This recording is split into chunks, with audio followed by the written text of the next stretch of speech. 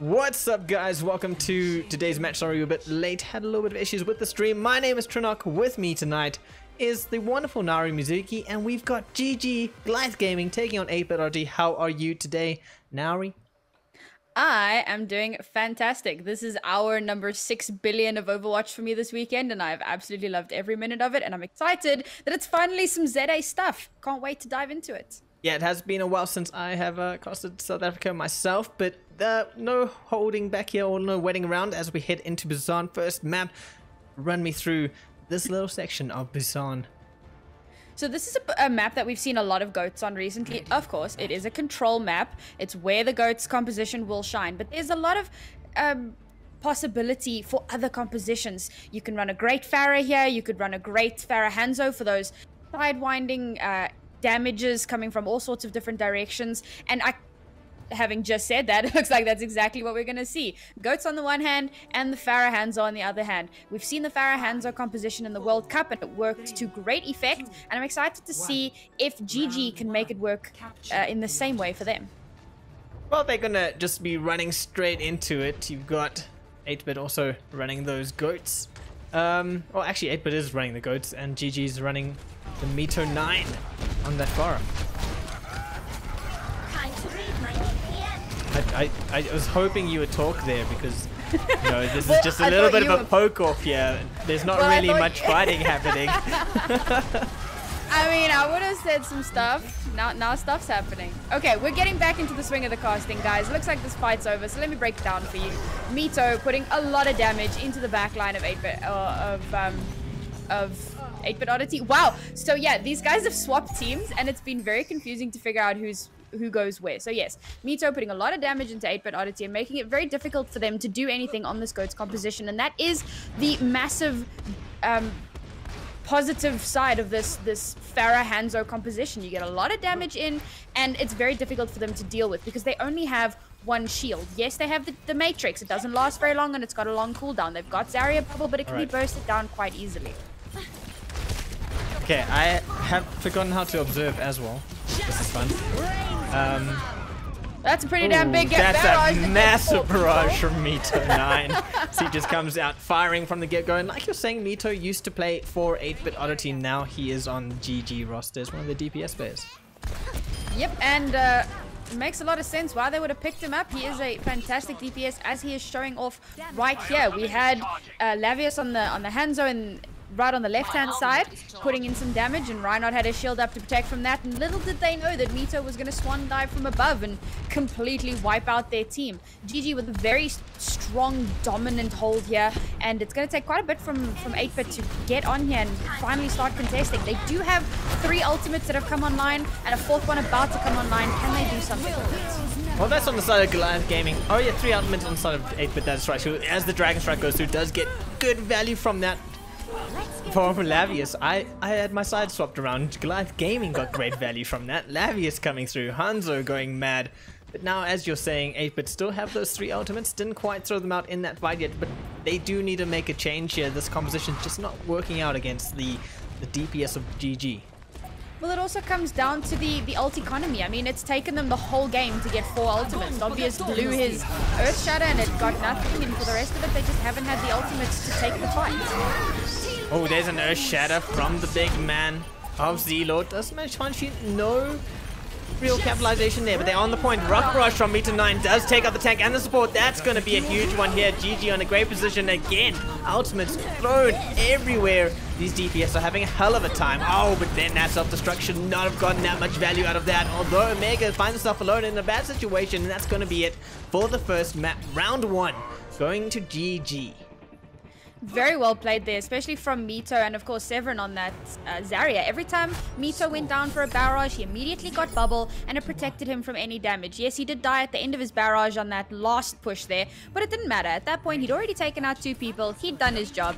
You know, good job, soldier. You can rest easily. The rest of us will do the cleanup. And then we had the Dragon Strike come through. The Dragon Strike didn't get too much, but Lavius did manage to get an extra pick off, and that pretty much secured them that last fight. And I really want to bring it back to that ult economy point that I was on earlier. rather 8-bit, they were never in the fight long enough to build up any ultimates, and GG doing exceptionally well to stay out of that brawl as much as possible.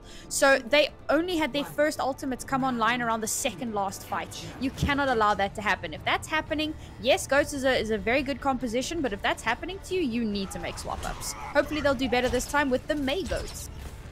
The Mei works quite nicely on Hangar Bay though, so it could work out if Fakey can get just the right amount of walling off of. You're not wrong. We've seen a lot of Mei Goats recently, especially in Open Division. Mirror matches on Mecha Base, in fact, with the Mei Goats. So surprised to see that they're running a very strange composition from GG here with the Hanzo and the Genji. But they might make it work if Pac-Man can keep getting those crazy anti-nades. I think Pac-Man, as one of the top Annas in South Africa, is definitely going to have a good time with that Anna. And there we go, team wipe. This is a little bit one-sided. Goliath Gaming having a little bit too much fun. Z-Lord, his ultimate charge is absolutely ridiculous, managing to get ult in that very first fight, hammering down, and the rest of his team, I mean, some of them are still only on 50%. He's just been having a ball. Yeah, this ulti charge for Goliath Gaming is mad. Hanzo ready with that Dragon Strike, just sends it on through. Z-Lord going down could be a little bit of a challenge for Goliath Gaming, though, as they go into this next fight, but it's fine, because Dovius gets refragged, as they would say in some other esports titles, and looks like 8-bit Oddity just gonna reset you. Fakey's managed to block off Lag Beast, but no real capitalization there. Lag Beast gets out of that situation. No one cares about those other inferior esports. Come down. This is all about Overwatch, and this is some prime time Overwatch that we are seeing here. GG have been throwing out a couple of ultimates, but just enough to win them the fight. They're not wasting anything. Oh, the boot! What? Wow. Wow. Wow. Oh, wow. I have nothing for that. Lag Beast popping off with the Lucio. I've been having fun with Lucio myself, so it's great to see Lag Beast taking it to the next level and having way more fun than me. That's terrible. What? 8-bit are just not able to touch this point, and damn, are they adamant about running this Goat. Come on, guys, it's not working. Swap it up. Goats is such a intricate composition, and if it's not working out for you, you gotta swap. Oh wow, I would say that's a one-more combo. That's more than a one-more combo. That's a triple combo. You got bardignated, you got grabbed, you got dragoned. And all while Z-Lord was found himself on the wrong side of a wall. But what could you do in that situation? Just everything against you. I need to discuss the fact that they're running this Mei instead of a D.Va. D.Va's defense matrix is huge. It can eat grabs, it can eat dragons. You cannot not run the D.Va in this case unless you have a really good plan for it. And clearly, 8-bit do not have that plan. They came in here with a plan to use a Mei, and they're going to stick with it, Nari. That is their plan. I mean, you say that, but Fakey's on Tracer now. So much for the Mei. Big stall picks coming through. Oh, nice little Ishetta. Mega finds himself on the floor, but Mito just dances around him a little bit. At this point, I feel like GG are kind of just playing with their food here. Fakey eventually getting taken out by Lavius. Switched over to that McCree. Spicy first round. 8-bit Oddity unable to even touch the point. GG are just not allowing them any space at all. The moment they come through the spawn doors, GG are ready with an ultimate, no less. And I've just lost connection to the game server, which is really awkward.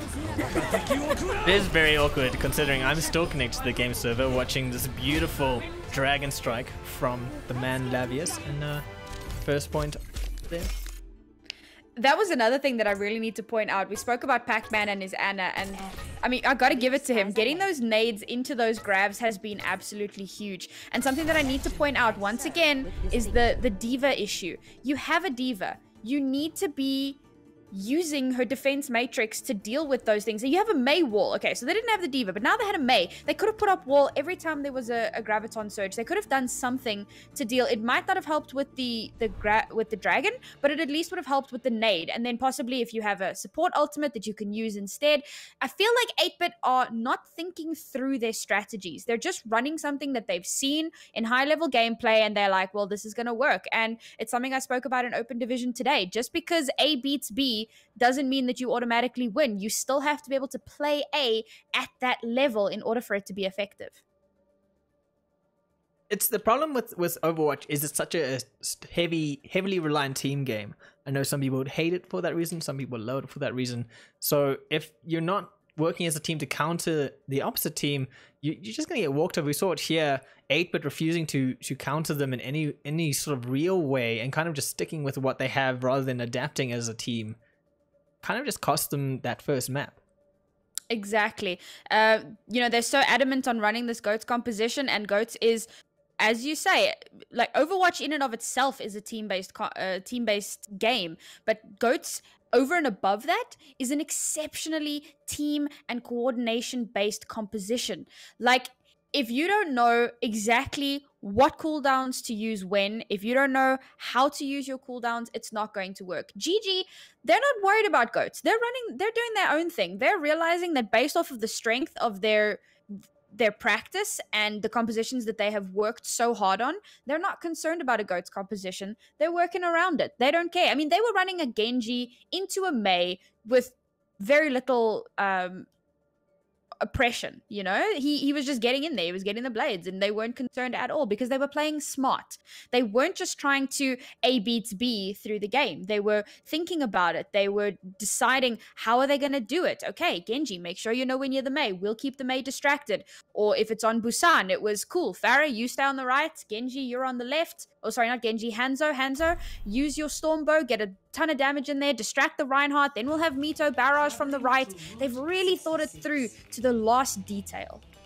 One of the few things I love about South African Overwatch in general is that there isn't just this straight up GOATS play. Not like you see in Europe, not like you see to an extent in the America. We're more like the Chinese style of play, in that we willing to just try these crazy compositions against the standard meta, and it worked out for Goliath Gaming quite nicely. It really did, and I'm excited to see what they're going to bring on Route 66, because this is a map where we have seen some exciting things in the pro scene. We've seen quad DPS, we've seen the Mei Igloo strat, which is my personal favorite. We've seen triple sniper. There's been so many incredible strategies, and let's not forget, earlier this evening we even saw a little bit of pirate ship, weird as it may be. So I'm excited to see what these guys are going to bring. Hopefully we'll see some more exciting compositions. And as I say that, let's take a look at this defense. I just noticed they switch sides, so now it's going to be Goliath Gaming turn to, I suppose that was control point, so no run defending first then, but Goliath Gaming going to defend first this time. Yes, they are. They are now in the blue.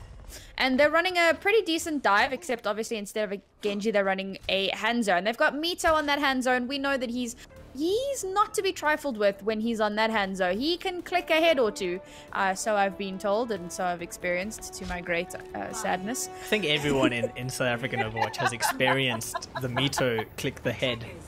Oh, it's an unfortunate head click. And on the attacking side, we've got similar type of dive. They've got a Genji, and they've got Not on the Widow. Can Widow win the sniper battle against Mito's Hanzo? They're going to do a lot of poke damage here just to try and, you know, kind of eke each other out. But I'm waiting to see who's going to initiate the first dive, because that will tell you a lot about who could potentially win this fight. Well, GG are sitting quite happily on Big Earl's Diner. They're not going to be diving out of that soon. It's going to be 8-Bit Oddity to dive on that. And as I say that, they do just that obvious. Getting me to 9 is going to be a great pick for them. Getting rid of that high-class DPS. Probably going to help them through the next fight, although doesn't seem to be going too well. Levius managed to pick up that support, is going to put them at a disadvantage. Z-Lord now in a bad situation, no dives out of there. Mean9 trying to make his way back to the fight just to save it out, but this one is going to go to 8-Bit Oddity. Yep, they pretty dominant. They dived first. What can I say? Got up onto the high ground, immediately took down the Lucio, and there you have it. They won the fight. And great work there from Omega, because there was still the Tracer zipping around, trying to get a little bit of more poke damage, and he was body blocking Mutant, making sure that he stayed alive through that, and it helped keep them on point. You don't have to wait for those staggered respawns. Well, you certainly didn't have to wait for staggered respawn now as the team fight goes off, and Fakey finds a nice kill, getting rid of 2 supports from the get-go. Z-Lord finally shutting him down, although the payload is still active. Severin trying to just eke them out with that self-destruct, not going to find anyone, and Omega has a counter self-destruct as he pops out of himself. He, unfortunately, also not going to find anyone. You got to be quite sneaky to get those self-destructs off. Omega just going to get out of the situation. Looks like they're going to regroup here. They just lost one too many heroes in that, I guess, defense of the payload on their part.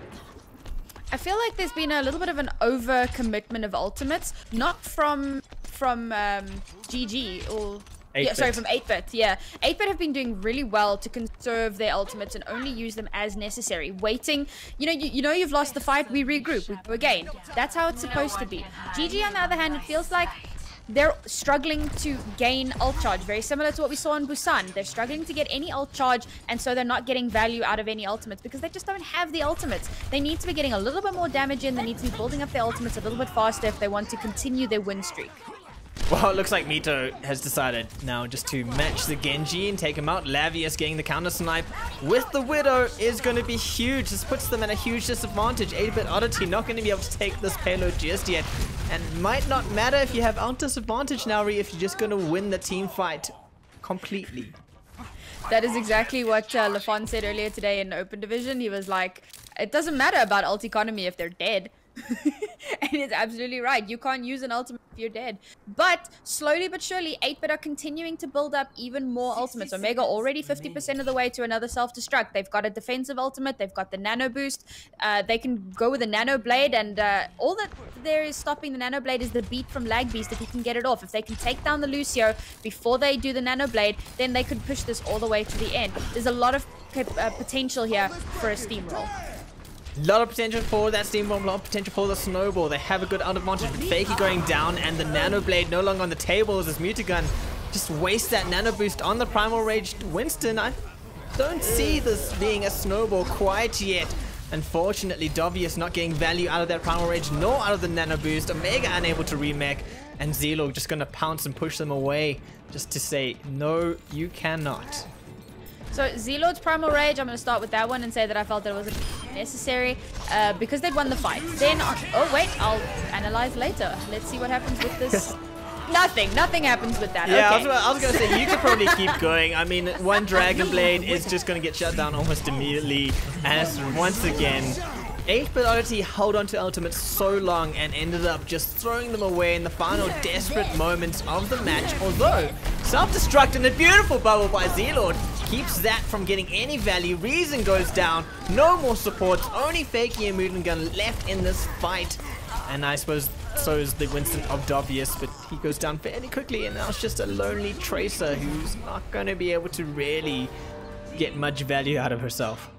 You make such a good point about 8-bit Oddity not using those ultimates. They had them there for so long. I was talking about them forever. They had so much potential to just go in and completely annihilate, and they just didn't. And then we saw this really weird nano boost onto the Winston. And there's a couple scenarios where well, there's one scenario where it would be acceptable to nano that Winston, and that is if he was like about to die and like in Primal Rage, he was about to die, and so you nanoed him for a little bit of extra health, but I believe the nano came beforehand, which means that there was a massive miscommunication there. Somebody didn't know that somebody was going to ult, and so you wind up with a nano-boosted Primal Raging Winston, and it's effectively a waste of a nano boost, because Winston can do so much more if you nano boost him with his Tesla cannon. It's an AoE damage, and it zaps everything, whereas the Primal Rage, the attack speed is a lot slower because he's busy swinging, and he has to actually hit things, and he's jumping back and forth, and there's so much lost time. The nano is completely wasted there. They could have used that to much greater effect, and unfortunately they didn't. They should have nano boosted onto that Genji, but after the beat came through, I think they felt a little bit hesitant there, probably thought they wouldn't get too much value, but I suppose either way, not much value to be had. I think that was the plan, was to get the nano boost on the Genji. He had the blade ready, the nano blade was there, ready to just completely chop everyone's heads off, but Genji gets killed. Now you got a very antsy Anna with a nano boost who decides, hey, why not just throw it at the Winston to see what happens. Well, now we're seeing 8-bit Oddity running a bunker comp, but it's a really strange one because they don't have anything to jump down and contest point. If you've got your Bastion on the high ground with an Orisa shield, they will normally stay on the high ground. They've got nothing to jump down and contest. They've got the Roadhog, but Roadhog can't get back up from the high ground unless he climbs some stairs. And, you know, you waste a lot of time doing that. So I'm not too sure how I feel about 8-bit's defense here. What's also interesting about that is they relocated and just found themselves a little bit on the back foot, but then Fakey getting some good 2 picks as stayed in the time that they need, and let's see if this Bastion can hold out, keep them from that golden rectangle. Well, it seems like they are managing to hold. I think that GG wasn't expecting the Bastion, but now that they've seen it, they've probably got a plan for it. I mean, all you really need to do is kind of creep behind cart, as we saw Z-Lord and company doing. They were just sneaking behind the cart, and you can push that quite far without any contention from the Bastion. If they can utilize their shields correctly, they can get a lot done, unless Fakey manages to take out Lavius in like 2 seconds flat, stop their push, and now they have to regroup. You don't want that happening. But I love Fakey's positioning. He's protecting the rest of his team. If somebody peeks out, he's going to A, be able to see them before they come around the corner, and B, potentially get off a really good pick. Unless, of course, they use this cover. Yeah, that was good. They just waited to group up, sneaky plays. Now they're going to dive onto the Bastion. Oh, grenade was down as well, and that's going to be it. Reason out that situation. Bastion being dethroned. Dovius in a bad situation, surrounded by Severin, just being focused down, is going to go down himself. Z-Lord getting some good picks. And now you only have Fakey really left to contest, as he was the only one not in this fight. And he has to run away, obviously. I mean, he's not going to just sit there alone when there's a Winston ready to dive onto him. Honestly, if 8-Bit were going to be running this bunker comp, they should have been on top of Big Girls, they should have had a Junkrat, they should have had a Diva to zip down onto point and contest. The defense that they were running was really strange, and it was destined to fail. Now we're going for the stall comps. Yeah, they're bringing out this Wrecking Ball, just trying to disrupt a bit. But great, once again, Pac-Man with that barter grenade is just going to stall them out and just make them scared. Dragon Blaze shortly after that leaves only Omega with the Wrecking Ball to try and contest this point. Tracer has come out from Not No Not. But again, it's just a lonely Tracer. Fakey not doing much really for his team on that Widow. Probably, again, 8-Bit just need to swap out their comps a bit sooner, or just realize the errors of why they're choosing the comps and what they're kind of doing in those comps. I mean, again, this just comes back to exactly what I was saying earlier. They're running a comp because they think it's working, but not because, like, they don't understand how the comp is supposed to work. They've seen a team use it before, and they think that, okay, now it's going to work. And that's not how it works. You have to understand every nuanced, minute detail of the composition in order for it to work. They are managing to come back now, it seems, but ultimately I do believe GG are going to be able to take this map because, once again, they just understand their comp that little bit better. A little bit more synergy in the comps, 100%. And you saw at the end of 8-Bit just bringing out quite a bit more of a high mobile comp. Tracer was out, Wrecking Ball out, just trying to get in there, disrupt as much as possible. Like I said, if you're just constantly dying because you don't truly know how that comp fits together, it doesn't matter how quick you are to get to the payload. Exactly. It's like, for example, if you say, I'm going to run goats, and so you decide to run Roadhog, Diva, and, I don't know, Reinhardt, and then you decide you're going to run Lucio, Anna, Moira. Yes, it is a 3-3, but it's not goats. So the same can be said for this bunker comp. You say you're going to run a bunker comp, but you're running a Bastion and a Roadhog, and a Widow. Again, it's not bunker comp. Yeah, you are bunkered down, but it's not going to work in the same way. It's not a case of simply knowing that you need, okay, we need a shield tank, a Bastion, another tank, another DPS, and 2 supports. It's not enough to make that composition work. You have to understand the intricate details of each and every composition. And once again, I gotta hand it to GG. They know what they're doing. They walked out, they saw the Bastion. Yes, they got a little bit wiped out there in the first push, but they came back, they regrouped, they went up onto the high ground, they used cover, they dived onto the Bastion, they got a fantastic anti-nade from Pac-Man, as always. And again, no Diva from 8-Bit, so nothing to chow that nano or that anti and stop it from creating such devastating results. And again, GG just went through and took that map. You can definitely tell that Pac is the anime. I mean, just looking at their team comp, it's one of his heroes that he loves playing the most. So it's great to see him truly coming out with that hero and working out quite nicely. Well, it looks like we're moving on to Hanamura. And again, this is a map that I absolutely love. By now, a lot of people will know I love Mei. And this is such a good and strong Mei map. So I'm hoping to see some Mei. But what we have seen a lot of recently in the pro scene has been some Ashe Farah on defense, or Junkrat Ashe on defense. So you put in a lot of spam damage, and then you've got that Ashe for that extra bit of spam, because those dynamites are so strong. If GG are planning to run something like that, and 8-Bit once again are not running that Diva, it's going to create absolute hell for them. However, we've seen a lot of goats on this map, which I've recently discovered that this is the worst map type for goats. So I'm hoping that we're not going to be seeing too much of that. Yes, it is a strong composition, but it's not very strong on this particular map type. I wouldn't say it's the worst. I mean, if you goats through first point and you get the snowball, it works out quite nicely. But second point, you do want a bit more high mobility that goats doesn't offer. So it's I mean, like any map, it's dynamic. It has its plus and it has its negatives, cons, and pros and cons. That's what I want to say. But I mean, that first entry into first point goats can work out quite nicely if you know what you're doing with the goats. You're not wrong. Let me say, I'm not saying that goats is terrible. I'm just saying that this is it's not the optimal map type. Let's put it that way. So goats will still work 100%, but it's definitely not the most optimal composition that you could be running. So let's have a look here. Okay, so we're seeing the Pharah and the Doomfist on defense. I like the Doomfist pick. We need to remember that Doomfist has been heavily nerfed recently. He's not as strong as he once was, but he's still decent for creating a little bit of disruption in that backline. The only thing that they need to remember is that they're going to need to put a lot of resources into him to make sure that he can get in and out and survive. Because his jump has been nerfed quite heavily, it makes it quite difficult for him to be able to get in and out. So he's going to need the protection of his team to keep him alive. And it looks like 8-Bit is going to be running the Symmetra strat where they teleport onto point. And I'll be honest, I don't know how well that's going to work against Mito's Pharah and this Doomfist. You have to have a huge team, like really great team communication. That's what I want to say. Really great team communication to make that teleport work. It looks like they have managed to get into the back though, onto that bell of the point, just trying to get first point, but they immediately get turned on. GG definitely expecting this kind of strategy coming out from 8-Bit Oddity, and they just get punished almost immediately. Well, that's the thing. The moment you see the Symmetra, you know what they're going to do. You turn around and you wait for them. As soon as they come through the teleporter, you annihilate them, and that's exactly what he did. He wasn't focused on the main, what was happening in the main doors. He was focused on what was happening on point. Unfortunately, Z-Lord didn't have his shield up, and so Fakey gets an early pick onto Pac-Man, but the res brings it back to a 6v6. That being said, Mercy no longer has res. This opportunity for 8-Bit if they actually want to get something done.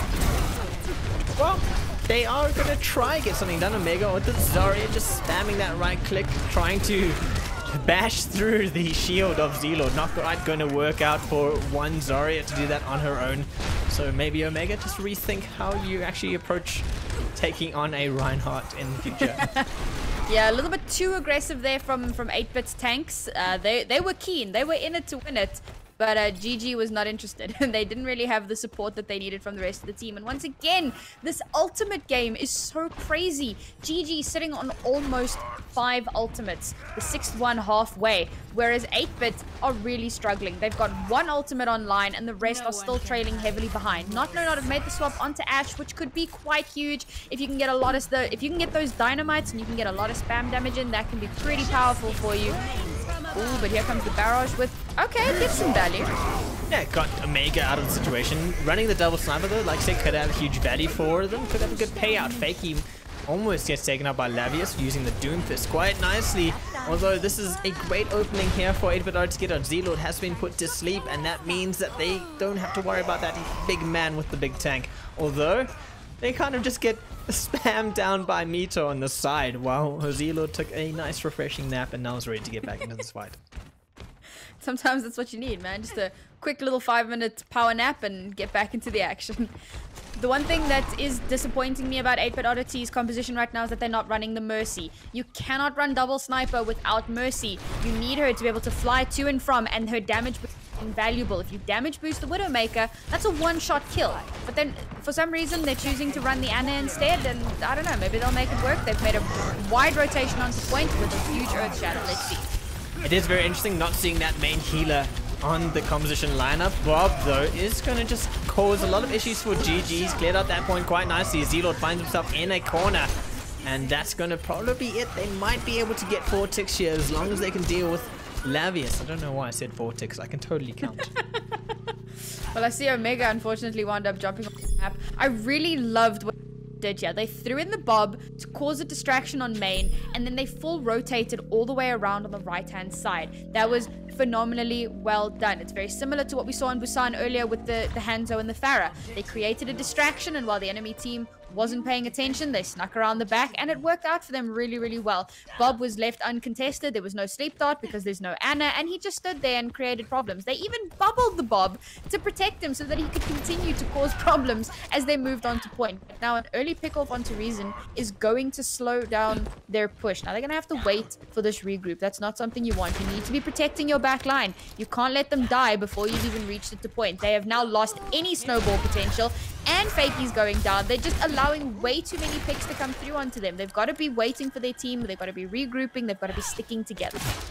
Yeah, you saw not trying to deal with the Genji, trying to deal with Mito 9, but just unable to catch him before he managed to take out the Widowmaker. I mean, that's what Genji's role is. Just dive on the Widow, make sure she has no space to work with. Absolutely, and now they're going to come around again for yet another rotation. Exactly what GG wanted. They just stalled out the time as long as possible, and now they have an opportunity. There's only 3.5 minutes for 8-bit to push through, and immediately that pick. Oh! That was a beautiful combination. Meteor Strike with the Grav Surge, and that's going to be it. That's a very, very quick team wipe. But once again, we're seeing a huge advantage in ultimate economy. Well, I wouldn't say huge, but there is an advantage here. For 8-bit, they've got Bob. They're about to have Bob again. They've got the Graviton Surge. They've got Nano Boost. They've got the Rhine. They're running a Protect the McCree adjacent composition. It's very similar to what you might see, but they're running it with this Ashe and the Reinhardt, and they're really trying to get the hit scan damage, the McRight click is so strong at the moment, and of course Ashe is incredibly strong right now, so they're really trying to capitalize on that huge burst damage, but of course they need to get onto the point for it to be effective, and if we keep seeing Mito and the rest of GG play the way that they are, it's just not going to happen. Oh, Dragon Bait now coming in from Meter 9. Is he going to get value from it? Not be able to really focus on anyone. Trying to get rid of Fakey. Does get Fakey, and then Reason takes him out. Reason coming with that Lucio revenge of I've been killed by you too many times. It is my turn. Well, that trade was so worth. I mean, at that point, there were like 3 people dead already. And yes, Reason did manage to get him down, but it because the rest of his team was dead.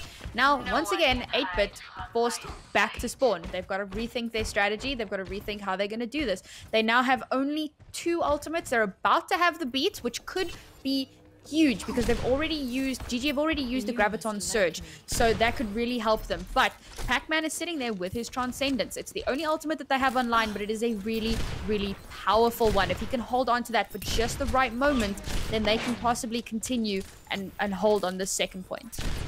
Well, they do know what angle they're coming from. Oh, and Lavius finding Omega from the get-go. He was looking for a head of one of those 8-bit players and finds it, and that's going to be a bad situation for them, missing that tank of the Zarya as they try find their way into this point. You can see now they're just stalling it out. They have to wait for Zarya to get back. They really do. I mean, now, again, it's just waiting. Oh my goodness.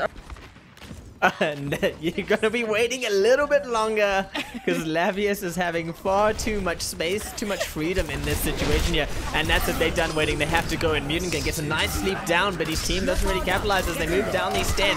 Transcendence from the Zenyatta. Pac-Man does keep his team alive in that tight hallway, and then Reason gets nano boosted and absolutely deleted by Z-Lord. Once again, throwing away a nano boost. What on earth was 8-bit thinking? Okay, Omega died. Okay, now we wait. Okay, Omega died again. Stuff this. We're going in. It's a 5v6. We can do the. Okay, we died. Never mind. Like, what was going through your mind when you decided to engage 5v6? Just like, Reinhardt, go fetch your Zarya. Put your shield up. Walk together as a team. It's not difficult. I don't know what goes through your mind that you decide to engage 5v6. Oh, another big nade! They've sent the Bob out to try backcap the point, gets shut down immediately. But a grenade on the whole team of 8-bit means that they don't even move anywhere. And this is a very bad situation for them. Final fight territory here as Dovius charges on, but Z-Lord, and then he throws away an Earth Shatter into nowhere, and Z-Lord just capitalizes on that miss click from Dovius. Omega goes down. That's going to be it. Overtime over. Only managing to get 1 point in this round. I don't know, man. This, for me, it's really coming down to terrible decision making from 8-bit. The in-game calls are just, they're not where they should be. GG are working so much better. They're working as a much better unit, and it's paying off for them. 8-Bit are making some very strange decisions, strange compositional decisions, strange engagement decisions, and it's clearly it's not working for them. I don't know if they're now psyched out and they feel like they need to try and make some big plays, and because of that they're making silly mistakes, but it's not working out. They really need to consider what they're doing before they just rush on in. Again, GG, gotta commend you guys. Your teamwork is on point. You know what you're doing. You understand your composition. You understand what you need to be doing. You understand how your combos are supposed to work. That beautiful Graviton Surge followed up by the Doomfist was great. And I haven't seen any of that combo potential coming from 8-Bit. You don't see the... I mean, they're running the Zarya, but they've got nothing that can with it. They've got a Bob that doesn't combo with Grab. They've got Widow that definitely doesn't combo with Bob. I mean, with Grab. I mean, who does combo with Bob? Bob's a one-man army. He doesn't really need no combos. So this is definitely something that I feel like 8-Bit really need to be considering as we go forward in the VSGaming League.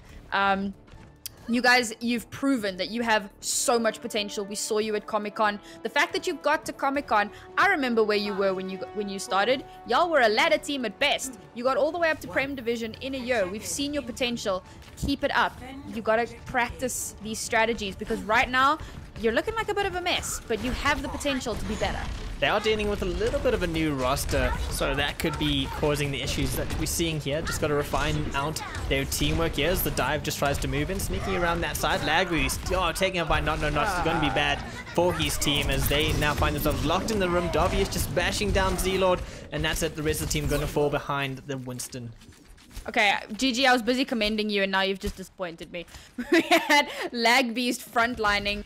Tanks were still in the room, and so Lag Beast comes out the door and gets completely annihilated, and a quick charge from Dobvious takes out the rest of the team, and then they all just go down. Come on, guys, you're better than this. You got to group up. You got to make sure that you're moving in as a unit. That's a pretty good trade. You have spawn advantage. This is the moment for you to be pushing. Great work by 8-Bit there to just stall out the Diva, put it to sleep, wait for her to wake up, and then stall her out completely. And that GG had to wait a little bit longer, although they did have Lavius on this Tracer in the back there, just causing havoc, taking out using gun, getting him out of the situation, and that's going to be it as Not falls. They find themselves on this point, mostly, or pretty much uncontested. Pac-Man puts Fakey to sleep, and that's going to be it for that point. I gotta say, this is something that GG have been doing quite well. They come out of spawn, they see what 8-Bit are doing, and 8-Bit wipe them. Okay. We see you, 8-Bit. We know what you did. Now we're going to swap things up, and on our second attack, we're going to show you who's boss. So they swap things up, they swap whatever strategy it is they're running, and they make it work in, you know, in light of what they've just seen. Oh, and then Lag Beast, talking about swapping things up, learns his lesson from dying outside the door and gets revenge himself, although no shadow from Dobvious gets shut down immediately. That's it, a very quick capture. I wouldn't even call that a snowball. That was just 8-Bit unable to deal with Goliath Gaming in that final fight. Yeah, that wasn't a snowball. That was a meteor. Just came out of nowhere and just landed on top of their heads. They didn't even really happen. And I believe that's it. GG will take this first match, or their first match in the VSGaming League. Well played to both teams, you guys. I said all I can say really in terms of analysis here. I feel like these teams, they've got a lot to work on, right? GG, your initial pushes are sometimes they're a little bit weird. I would suggest working on scouting. Something that we've seen a lot recently is teams on attack, they'll pick like a Sombra, Hanzo, Widow, for example, and then they use that for scouting. And as soon as they see what's happening, then they adjust accordingly. Because when you're on attack, you've got a little bit of time. So try to work in a little bit more scouting so that you don't mess up those first pushes. What I loved, though, is how you managed to acclimatize to whatever it is that happened on that first push. And by the second push, you'd figured it out and you knew what you needed to do. And so you came through on top. 8-Bit, really, guys, your compositions, understand why you're running a composition. Individual skill, you have it. You are not bad players. You are exceptional players. But when you're considering your compositions and when you're considering your strategies, you've really got to think it out a lot better. You've got to actually like sit down and say, okay, guys, this is a composition. Why does it work? Why are we going to run it? Where do we run it? How do we make it work? When we get staggered out, like what happened with Omega. What's the plan? What do we do? Do we engage 5v6? Hint, no. Or do we, try to find a way to protect our tank and get him with us so that we can regroup for a proper re-engage? Guys, well played to both of you. I'm pretty happy with this evening. I want to talk about one of the points you talked about, and that was scouting. And I think scouting has its place. You often see teams scout it out, but then they take too long. I mean, if you wait 15 seconds, you see what the team has anyway. And most of the time, teams will send a scout out and take 15 seconds to just have the scout get the information they need. So sometimes it's better just to run in first. Maybe you win that first run in, and then you're good to go. But if you don't, you do, like you said, Goliath Gaming, they learn from that first run in, they go back, change it up, readapt to what 8-bit were throwing out there, and then get the win the next time. I mean, it's much over muchness whether you're sending a scout out or whether you're just going to run in first and then go back and run out again and actually do well. Well, the main difference is that when you send out a scouting party, you don't feed ult. When you just charge in and you lose the first engagement, you have what we saw on Busan, where 8-bit and GG met in the middle. 8-bit got annihilated, GG had a billion ults online, and 8-bit had none. And it took them until the second last fight to finally get any sort of an ultimate. Whereas if you send a stealth Sombra into the back line and then she translocates back into spawn, you've given them no ultimate, but you know where they are and you know what they're planning. So you're not wrong. It is definitely situational, but it's something that I think that these teams should consider looking at the very least. Ults don't matter if you kill the other team. That's all I have to say about that. Well, you're not wrong. Well, I think that's going to be it for us. Goliath Gaming taking that 3-0. 8-bit Oddity, like I said, got a little bit to work on, a little bit to tighten up. Goliath Gaming just fixing the minor issues, which will separate them from being the top of Prem this year and being in 6th place. I believe they finished last year. Sounds about right. Yeah, I was just summing up your essay, your essay to the teams. Oh, I'm so good at essays. Let's go, boys. Big brain analyst. Thank you to everyone who watched the stream and supports South African Overwatch and supports these teams. Goliath Gaming. I mean, I didn't say anything. So I totally don't wear their hat every day. Oh dear. Thank you guys thanks for watching, guys.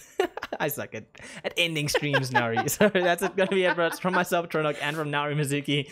We'll see you guys next time we have a match to cast. Until then, you guys stay cool. Later. Bye.